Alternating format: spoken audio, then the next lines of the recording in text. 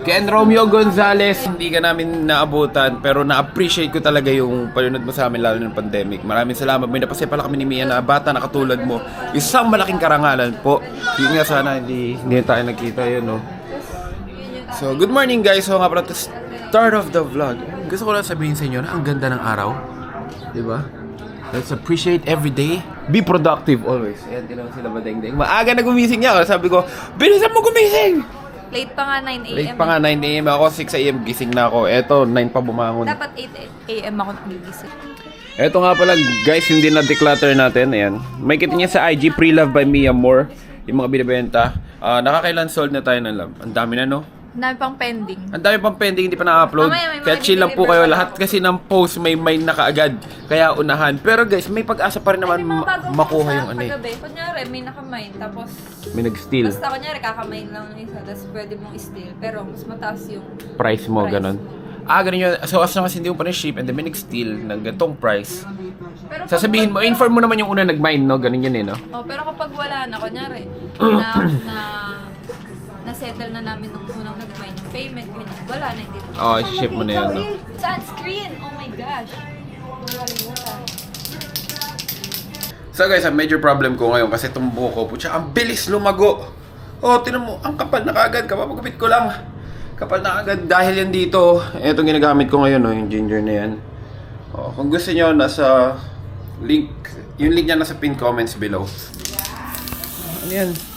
Pucha, insecticide yan! Sunscreen yun.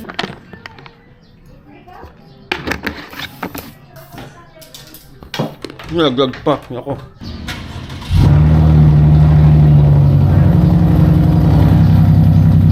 So plastic.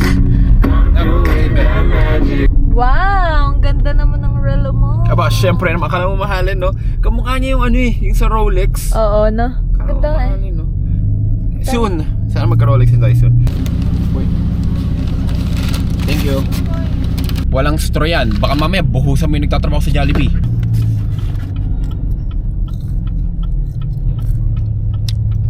Siguro, kung ikaw yung natsyempo, bubuhusan mo din babae, no? Hindi.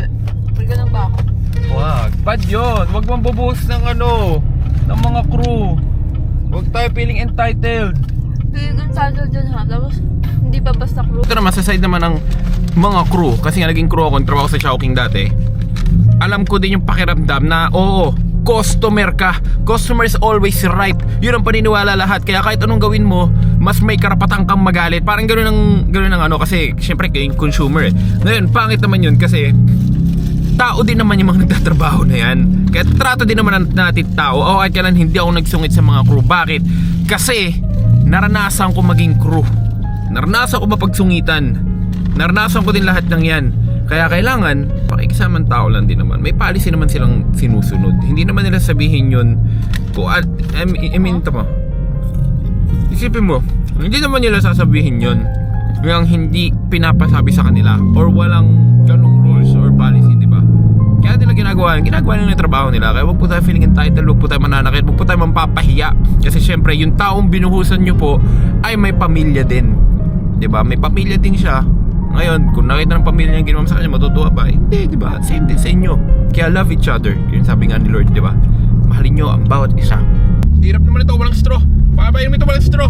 Sino ba kasi post ng policy walang straw? Ano ito? Ikaw naman, kumakain ka sa kotse. Paano pag natapon yan? Hindi matatapon. Hindi matatapon.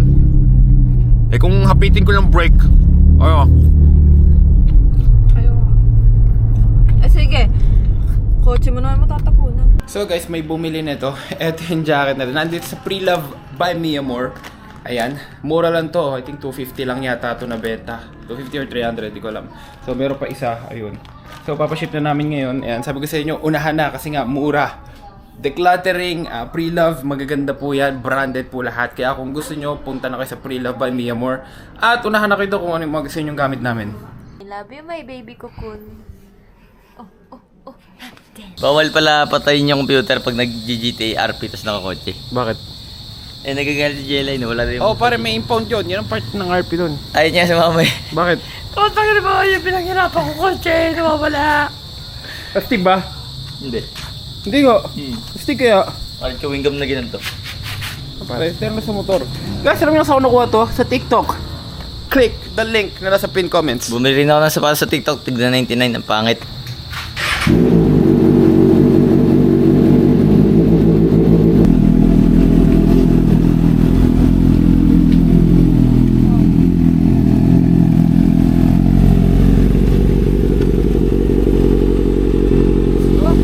Makulay ah. Siyempre, ganda no? Galing TikTok yan. Ako, tingnan mo. Taas kamay. Taas kamay. Ayaw nga. Parang pa taas kamay. Nagalit ka ba kilikili mo? Hindi. Patingin.